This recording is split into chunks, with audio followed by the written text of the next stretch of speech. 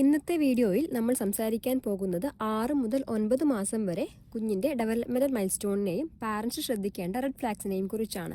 Hello dear parents, I M Aishwarya, speech language pathologist. ഈ പ്രായം കുഞ്ഞിൻ്റെ വളർച്ചയിൽ വളരെ ഇമ്പോർട്ടൻ്റ് ആയ ഒരു ഘട്ടമാണ്. കാരണം ഈ സമയത്ത് കുഞ്ഞ് ബോഡി മൂവ്മെൻറ്റ്സ് കൂടുതൽ കൺട്രോൾ ചെയ്യാൻ തുടങ്ങും, സറൗണ്ടിങ്സ് എക്സ്പ്ലോർ ചെയ്യും, ആളുകളോട് ഇൻട്രാക്ട് ചെയ്യാൻ തുടങ്ങും, കമ്മ്യൂണിക്കേഷൻ സ്കിൽസ് ഡെവലപ്പ് ചെയ്യാൻ തുടങ്ങും. ഓരോ കുഞ്ഞിൻ്റെയും വളർച്ചയ്ക്ക് ചെറിയ വ്യത്യാസങ്ങൾ ഉണ്ടാകാം. ചില കുഞ്ഞുങ്ങൾ ചില കാര്യങ്ങൾ നേരത്തെ ചെയ്യാം, ചിലർക്ക് അല്പം സമയമെടുക്കാം. പക്ഷേ ചില ബേസിക് മൈൽ സ്റ്റോൺസ് ഈ പ്രായത്തിൽ എക്സ്പെക്ട് ചെയ്യാം.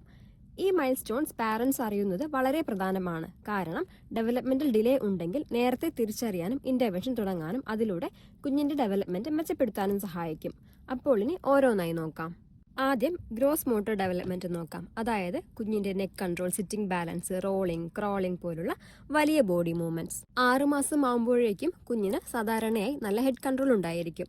ഈ പ്രായത്തിൽ ഏറ്റവും പ്രധാനപ്പെട്ട മൈൽ സ്റ്റോൺ സിറ്റിംഗ് ആണ്. ആദ്യത്തിൽ സപ്പോർട്ട് ഉപയോഗിച്ച് ഇരിക്കും, പിന്നീട് കുറച്ചു സമയം സപ്പോർട്ട് ഇല്ലാതെയും ഇരിക്കാൻ തുടങ്ങും. അതേപോലെ കുഞ്ഞ് ബാക്കിൽ നിന്ന് വയറിലേക്കും വയറിൽ നിന്ന് ബാക്കിലേക്കും റോളിംഗ് ചെയ്യാനും തുടങ്ങും. 8 മുതൽ 9 മാസം വരെ ചില കുഞ്ഞുങ്ങൾ ക്രോളിംഗ് തുടങ്ങാം. 6-7 മാസമായിട്ടും നല്ല രീതിക്ക് ഹെഡ് കൺട്രോൾ ഡെവലപ്പ് ആയിട്ടില്ലെങ്കിൽ, സപ്പോർട്ട് കൊടുത്താലും ഇരിക്കാൻ പറ്റുന്നില്ലെങ്കിൽ, ടെമ്മി ടൈം ചെയ്യുമ്പോൾ കൈകളിൽ കുത്തി ഉയരാൻ ശ്രമിക്കുന്നില്ലെങ്കിൽ, ബോഡി വളരെ സ്റ്റിഫ് അല്ലെങ്കിൽ വളരെ ഫ്ലോപ്പി ആയി തോന്നുന്നത്, കുഞ്ഞ് ഒരു വശം മാത്രം കൂടുതലായി ഉപയോഗിക്കുന്നത്, മൊത്തത്തിലുള്ള ബോഡി മൂവ്മെന്റ്സ് വളരെ കുറവായിരിക്കുന്നത്, ഇങ്ങനെയുള്ള സിംറ്റംസ് ഒക്കെ ഉണ്ടെങ്കിൽ പാരൻസ് ഒന്ന് അവെയർ ആവേണ്ടതാണ്. ഇനി ഈ പ്രായത്തിൽ ഡെവലപ്പ് ആവേണ്ട ഫൈൻ മോട്ടോർ ഡെവലപ്മെന്റ്സ് എന്തൊക്കെയാണെന്ന് നോക്കാം. കുഞ്ഞ് ടോയ്സ് കണ്ടാൽ കൈ നീട്ടി എടുക്കാൻ ശ്രമിക്കും. ഒരു കൈയിലുള്ള ടോയ് മറ്റേ കൈയിലേക്ക് മാറ്റാനും തുടങ്ങും. ഈ പ്രായത്തിൽ കുഞ്ഞ് കിട്ടുന്ന എല്ലാ വസ്തുക്കളും വായിലേക്ക് കൊണ്ടുപോകാനും ശ്രമിക്കും. ഇത് വളരെ നോർമലാണ്. കുഞ്ഞ് ടോയ്സ് പിടിക്കാൻ ശ്രമിക്കുന്നില്ല. കൈ എപ്പോഴും വളരെ ടൈറ്റ് ആയിട്ടാണ് കാണപ്പെടുന്നത്. ഒരു കൈ മാത്രമാണ് ഉപയോഗിക്കുന്നത്. കയ്യിലേക്ക് കിട്ടുന്ന സാധനങ്ങളൊന്നും ഗ്രാസ്പ് ചെയ്യാൻ പറ്റുന്നില്ല. ഇങ്ങനെ എന്തെങ്കിലും സിംറ്റംസ് കാണുകയാണെങ്കിൽ അതിനെ റെഡ് ഫ്ലാഗ്സ് ആയിട്ട് കൺസിഡർ ചെയ്യാം. ഇനി കമ്മ്യൂണിക്കേഷൻ ആൻഡ് ലാംഗ്വേജ് ഡെവലപ്മെന്റ് ഈ പ്രായത്തിൽ എങ്ങനെയാണെന്ന് നോക്കാം. 6 മുതൽ 9 മാസം വരെ കുഞ്ഞ് പേര് വിളിക്കുമ്പോൾ തിരിഞ്ഞു നോക്കാൻ തുടങ്ങും. ബബബ, മമ്മമ്മ പോലുള്ള റെപ്പറ്റേറ്റീവ് സൗണ്ട്സ് പറയാൻ തുടങ്ങും. കുഞ്ഞ് പാരൻസിനെ കണ്ടാൽ സ്മൈൽ ചെയ്യും, എക്സൈറ്റ്മെന്റ് കാണിക്കും. കുഞ്ഞ് വലിയ സൗണ്ട് കേട്ടിട്ടും റെസ്പോൺസ് കുറവാണെന്നുണ്ടെങ്കിൽ, പേര് വിളിച്ചാൽ നോക്കുന്നില്ല എന്നുണ്ടെങ്കിൽ, ബാബ്ലിംഗ് വളരെ കുറവാണെങ്കിൽ, ഐ കോണ്ടാക്ട് വളരെ കുറവാണെങ്കിൽ, പാരൻസിനോടുള്ള ഇന്ററാക്ഷൻ കുറവാണെങ്കിലൊക്കെ നമ്മൾ ശ്രദ്ധിക്കേണ്ടതാണ്.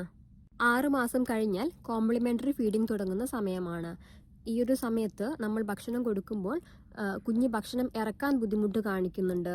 ഭക്ഷണം കൊടുക്കുമ്പോഴൊക്കെയും കുഞ്ഞ് ചുമയ്ക്കുന്നുണ്ട്. ഫുഡ് കംപ്ലീറ്റ്ലി റെഫ്യൂസ് ചെയ്യുകയാണ്. ഇങ്ങനെയുണ്ടെങ്കിലൊക്കെ നമ്മൾ ശ്രദ്ധിക്കണം. ഇനി ഈ പ്രായത്തിലുള്ള കുഞ്ഞുങ്ങൾക്ക് എന്തൊക്കെ ആക്ടിവിറ്റീസിനാണ് പാരൻസിന് ചെയ്യാൻ പറ്റുക എന്ന് നോക്കാം. ഡെയിലി ടെമ്മി ടൈം കണ്ടിന്യൂ ചെയ്യുക. കുഞ്ഞ് തറയിലിരുത്തി കളിക്കുന്നത് എൻകറേജ് ചെയ്യുക. കുഞ്ഞിനോട് കൂടുതൽ സംസാരിക്കുക. പാട്ട്, റൈംസ് ഒക്കെ പാടിക്കൊടുക്കുകയും ചെയ്യുക. ഈ പറഞ്ഞിരിക്കുന്ന കാര്യങ്ങളിൽ കുഞ്ഞ് 1-2 കാര്യങ്ങൾ മാത്രം ചെയ്യുന്നില്ലെങ്കിലൊന്നും പാരൻസ് വറീഡ് ആവേണ്ട ആവശ്യമില്ല. പക്ഷെ മൾട്ടിപ്പിൾ റെഡ് ഫ്ലാഗ്സ് കാണുന്നുണ്ടെങ്കിൽ ഏർലി ഇന്റർവെൻഷൻ ഡിലേ ചെയ്യാനും പാടില്ല.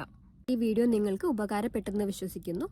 ഉപകാരപ്പെട്ടെങ്കിൽ ലൈക്ക് ചെയ്യാനും ഷെയർ ചെയ്യാനും ചാനൽ സബ്സ്ക്രൈബ് ചെയ്യാനും മറക്കരുത്. താങ്ക്